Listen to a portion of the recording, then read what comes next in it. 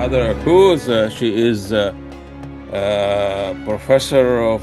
She is a historian, and she studied fashion and this the symbolism and the function of it, the history of it. And I think my first time I know you were talking about about the Somali custom and fashions, and you visited us here Yes. in Twin Cities. Yes. I'm really intrigued by the Somali culture and nomad culture in general, and how clothes and tradition uh, it's mobile. They take it with them, and they move around, so everything move around too. Hmm. But in the light of what's going on in Gaza in the last over 3 months now, slaughtering and of course this is a confrontation between the modern technological killing machine and facing the traditional belief and the people who really did not make weapons. They make Mm. values, they make tradition, they resort to their tradition, not their bombs and guns and the Western version of modernity. That Mm. technology is going to solve our problem. Yeah. Obviously, the Palestinian won the culture war. Maybe they lost the military war, but they won the culture war. A fight or a struggle between modernity and tradition, and I'm just romanticized about it a little bit. Uh, Mm. but uh, but keffiyeh, the dress of Palestinian head covers, is taken a major significance. Take us through how keffiyeh gained that political significance through the Palestinian struggle and resistance in the last 70, 75 years. Mm. Well, the larger issue is how does any item of dress become political? What does it mean to wear a political symbol? So you were discussing how my first book was about the politics of Somali dress. Mhm. And I was actually working on that research for years before I really thought of it as a political expression. And it was really Somalis themselves whose focus was on the politics. And people kept telling me, why are you doing this research? It doesn't matter. Who cares about fashion? Politics, like we want to go home. That's the key to going home. And I really kind of ignored that for a long time, which is horrible. And it just finally dawned on me, like, of course they're right. Not only do I have to respect that they're right, but also they're choosing what they're wearing through the lens of politics. And what I saw in Somali dresses, and I think you largely still see it to this day, is you had um, three major different visions of what Somali culture was and what it could be and what the state could be. So you had and still have people dressing in very westernized ways. That was largely due to European colonization. But I wouldn't say that that's the only reason. I mean, of course, to this day, there are, particularly men wearing suits and nobody thinks anything of it. It's completely natural. Um, there was also, of course, Somalis have largely been Muslim since the very early days of Islam, is one of the first regions outside of the Arabian Peninsula where people became Muslims. Um, and what's more, when Somalia was really struggling in the 60s and 70s, and many Somalis were going to the Middle East to work in the petroleum industry or to work for businesses and households that had a lot of money, they were being exposed to a very Arab style of Muslim dress and brought some of those ideas back. And some people saw that as, we're Muslims, like this is the solution to colonization. We really need to strengthen our relationships with other Muslim countries. That was when Somalia joined the League of Arab Nations. So, I mean, that was a very, strong, viable way that people were imagining a different path for Somalis and for Somalia. And then you also had people saying, we're not Arabs and we're also not Europeans. we need to really think about our earlier history and, folk dance and textiles that we make ourselves. Let's resurrect weaving and jewelry making because there's another way. We don't have to be part of one of those larger global cultures. We have other traditions. And none of those three pathways has really won. There's still three very different and viable ways of looking at the world and of dressing. And so dress is not just, I mean, everyone dresses the body. We all have bodies. We all put something on them, uh, generally clothing, but also, eyeglasses, jewelry, shoes, hats, neckties. There's I like some, your eyeglasses, by the way. oh, thank you. I like the color too. So there are lots of ways that we dress the body, but in the selection of what we choose to wear, we have an opportunity to make a statement not only about ourselves and to express our tastes and our interests, but also to make a statement about who and what we care about. And this is when it starts to become a political expression, or it can, or even if you don't mean it to be a political expression, outsiders might view it as a political expression. And this has a longer history, which I want to get back to, but I don't want to get too far off track from what you initially asked me. Yeah. So for me, dress becomes political either when people are using it to make a statement about their political loyalties and what they care about, or because someone outside is viewing it as a political statement, generally for their own, legal propaganda kinds of reasons. I'm thinking particularly of the government of France and their Orientalists. obsession, right? Uh, you know, of course, we cannot talk about the political symbolism of dress without talking about hijab. Sure. And you wearing a hijab. What kind of message are you trying to make here? Well, What should I think about this? A white woman wearing a hijab with vintage glasses. they're Okay. not they're not vintage. I bought them on Zenny. They're very new and fashionable. Um, Okay. Yeah, I know. More, I mean, but old is back, you know. I mean, sure. They okay. definitely have that atomic age, like plastic kind Yeah, of exactly. to them, right? Wearing hijab. So, I mean, certainly, again, so hijab really is only one tiny aspect of the practice of Islam. And certainly, I've talked, so I'm a convert. I converted in 2007, so I've been Muslim for quite some time.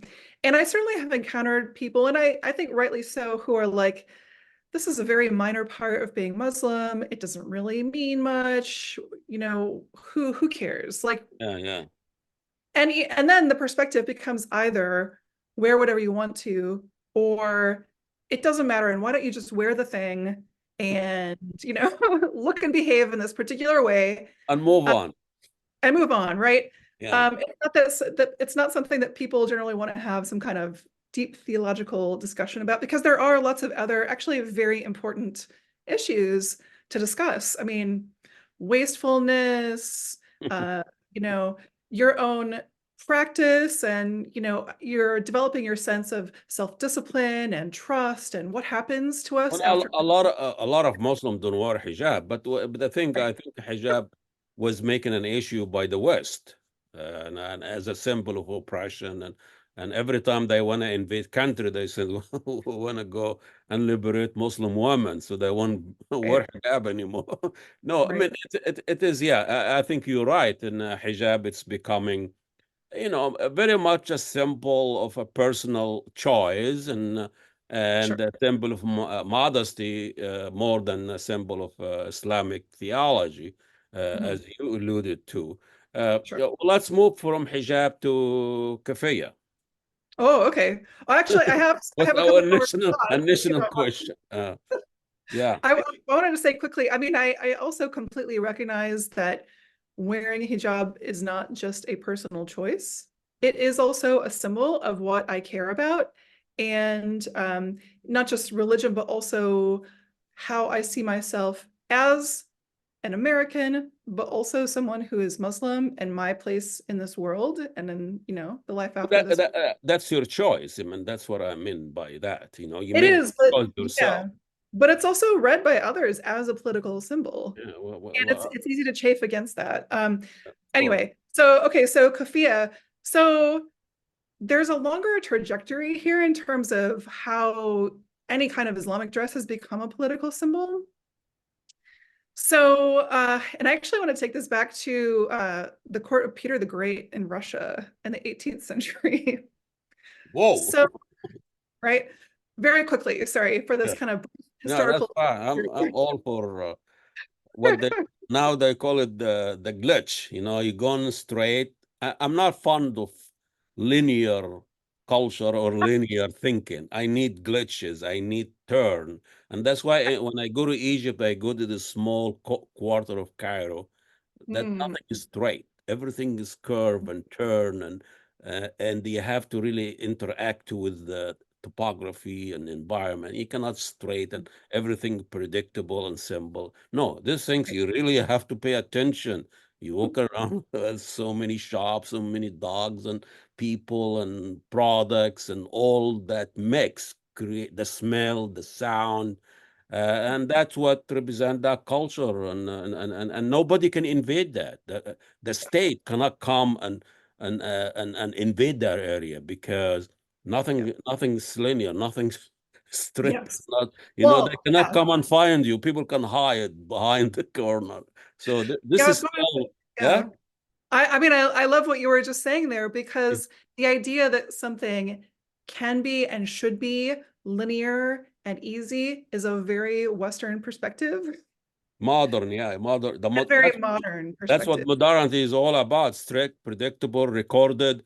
But you go to that area, there is no street sign, there is no street. People know. Why do Right? you have to write No the number addresses. of your house? People know.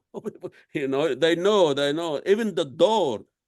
You know that people are welcoming from the knocking on the door. It's an old door. It has the knocking on the door, the area where people knock, it has a mark on it. So this is a welcoming place, as Yeah. opposed to everything is sterile and one color and one. You don't want to touch that door. That's, there is a guy with a gun behind that door. No, I want to stay away from it. But anyway, sorry about that. I Oh, digress. no worries. Well, go So ahead. quick detour way back to the 18th century. Yeah. So okay, so Peter the Great was, one of the leaders of Russia, and he decided that he wanted to change the power structure in Russia. And at the time, Russian nobles were wearing lots of volume, like furs, big robes, big hats, big beards. It's like Texas, like big everything. And he decided, I need to disrupt their power. And the way that he did that was to say, okay, if you want to come to my court, you need to dress as they do in France because that's the real culture. So no beards, stop wearing those robes. You're going to wear three-piece suits, jacket, breeches, waistcoat, no hat, cut way back on all this volume of clothing that you're wearing. And he could enforce that because it was a royal court. So if you wanted to come and seek the favor of the king, you had no choice but to radically change what you were wearing. And it did create a change in Russian society. So now, okay, fast forwarding. But he was also was to modernize Russia to be Yeah. like Europe. Yeah, yeah, it Right? wasn't arbitrary that he chose Yeah, French fashions as the new model. He I see. definitely was very Okay. interested in making stronger connections with Western Europe. Yeah, Yeah, exactly. Okay. yeah. So fast forward. So Ataturk takes over. The Ottoman Empire has just ended. There's a lot of uncertainty, a lot of reformation happening, and Ataturk's wife had been educated in Paris. He also had a lot of connections with Europe, and he decided, okay, I'm going to make a Peter the Great style change. Men are no longer allowed to wear the fez. They Hmm. can no longer have beards. He started with the men. It wasn't about women's dress at all Interesting. because Yeah, because his goal was, again, to change the power structure. And because the men were the ones with the political power, those were the ones he needed to target. Modernity is targeting women. The fashion industry, it's another Ayatollah structure that abusing woman's body in a way. One want to cover the body and one want to uncover it. It's the Right, same thing, right. exercising power. So this idea continues spreading. And so here's a couple more recent examples. So then, first of all, in Algeria, the French government is like, hey, everyone wants to look like us. This is great. France is the center of the world. And they decide in Algeria to do the same thing. Now, in this case, it does finally trickle over into women's dress, but it was very much the same idea.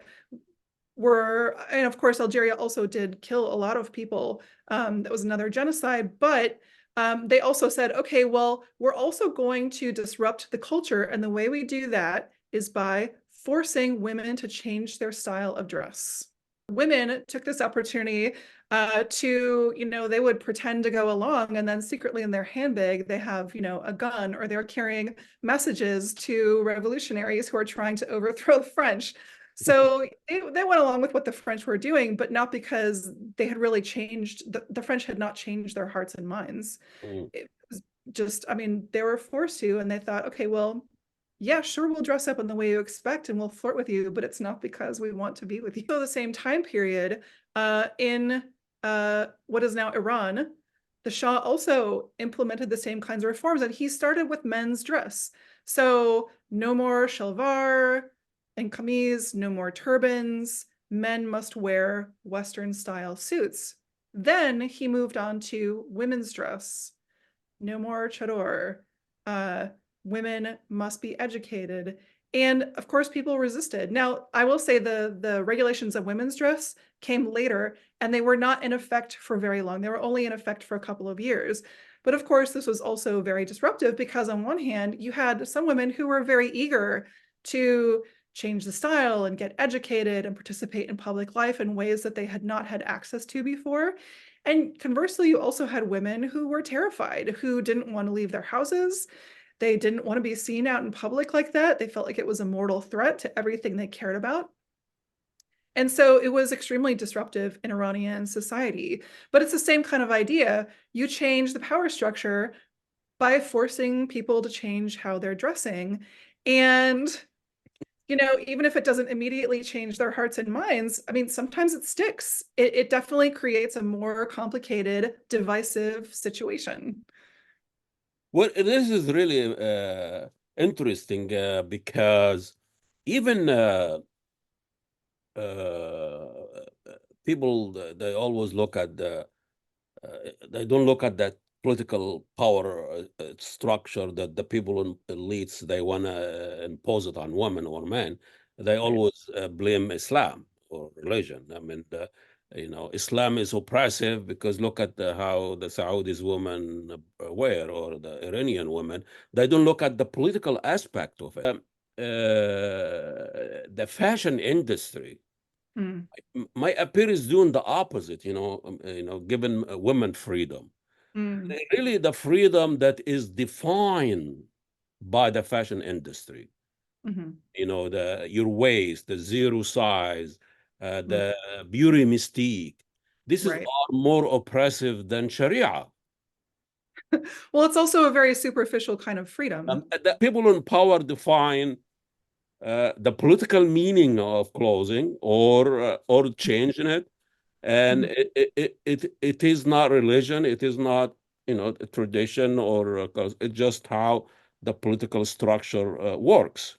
mm, Okay, we mhm, are now what we are in Iran now, so we moved from Russia to Turkey to Iran. mhm. Continue, Okay. Well, please. yeah. Okay, so Iran. So of course there was a, backlash to this because in the 1979 revolution, then all of a sudden, hijab is not only brought back but required. Yeah. So there was a big shift. But the thing is that now politically, the focus, I mean, as we saw last year with the protests in Iran, I mean, the focus has really shifted to women. But why has it shifted to women's dress? I think because women are actually gaining some real power. If women didn't have any power, nobody would care about them. She's a threat to the establishment, the new establishment. Yes. So, so when maybe we can now talk about the keffiyeh. This is not Yes. really, we cannot, which, Yes, we're which what back we around. are here for. But I think we build up a very solid ground for Right. this conversation. So now the keffiyeh Okay. looked at as a terrorist symbol. I mean, from the other side is a resistance symbol, a survival symbol. Mm-hmm. For in the West, especially from Israelis, the Zionists, it is a resistance, a terrorist symbol. Mm-hmm. So there is a huge trajectory between the two. Mm. So, Well, I mean, it certainly didn't start that way though, because the keffiyeh is much older. It's not like it was just created 10 years ago. I mean, I'm not an expert on that yeah, specific yeah, yeah, item yeah, of yeah. dress, but it's significantly older. I think two really interesting things just about the appearance and how it's actually worn. So, so one really important thing is to consider what kind of pattern is on the keffiyeh. So the keffiyeh is generally it's a large square, and it when it's worn, it is folded and placed on the head, draped kind of loosely. And the largest field in the center of the keffiyeh has a pattern that looks like a fishnet. They are also red and white based on what, the Saudis were the red one, the Palestinian, the white and black. So they're not just one thing, but Yes. what you're saying is started in a very pragmatic reason. Yes, and then the black cord that is typically used to wear the keffiyeh, that also has a really interesting history because so that cord is called igal, and originally it was the cord that nomadic people used to hobble camels. Hobble camels. Yeah, so to tie their legs together and prevent them from moving. So So, it did not start as an item of dress. so how did that end up being a headdress and then a political symbol? It's just, I mean, I think it started in a very practical way. I have this piece of cloth. I want to keep it on my head. Oh, look, here's a cord that's handy. But it's really interesting that it combines this imagery from the sea. And even the borders of the keffiyeh also have waves. It's a very nautical, Interesting. nautical themed cloth. And then it's tied with this nomadic inland symbol. And they are the one who actually knit it. You make your own clothes. It's not like a fashion come imposed on you. Yes, it was made locally. It started in its own way. Yeah.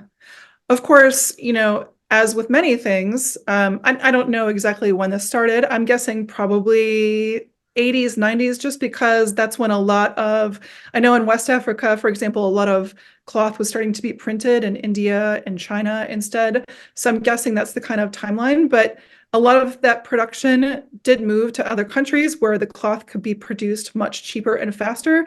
And then also because people no longer understood the colors or the symbolism, or they wanted to make it more fashionable. That's when you start to see keffiyehs that are all kinds of colors, not just black and white or red and white, which are the two, Yeah, historic dominant. dominant ways, right? But then there's also like pink and camouflage and rainbow color. And, I mean, any color you want, you can get a keffiyeh in that color, But right?